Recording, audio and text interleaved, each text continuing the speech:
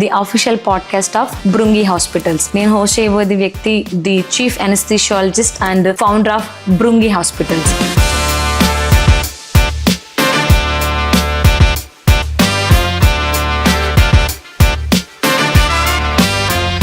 Love అనేది ఎప్పుడు పుట్టింది? ఇప్పుడు ఆ టాపిక్ అవసరం. ఓకే. అమ్మతో బాగా చెవులు పిండేది చిన్నప్పుడు అమ్మ.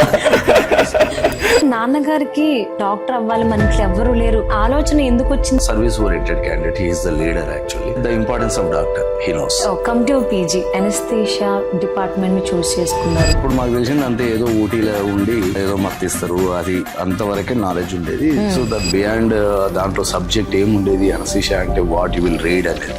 నాకు ఎప్పుడు మెడిసిన్ సైడ్ అని చాలా ఇంట్రెస్ట్. అది founder of Bhrungi hospitals. So ఈ బృంగి హాస్పిటల్స్ జర్నీ అనేది ఎప్పుడు, ఎక్కడ, ఎలా స్టార్ట్ అయింది? ఒక ఆపరేషన్ థియేటర్ ఎలా ఉండాలి, ఒక అనస్థీషియా మిషన్ ఏముండాలి, మెయిన్ బేసిక్ ఫెసిలిటీస్ ఏముండాలి, రియల్లీ చెప్పాలంటే ఒక అడ్మినిస్ట్రేషన్ తోటి ఆర్గ్యుమెంట్ అయింది. ఆ ఆర్గ్యుమెంట్ లోనే ఇప్పుడు నేను చెప్పాను, నేను హాస్పిటల్ పెట్టి చూపిస్తాను.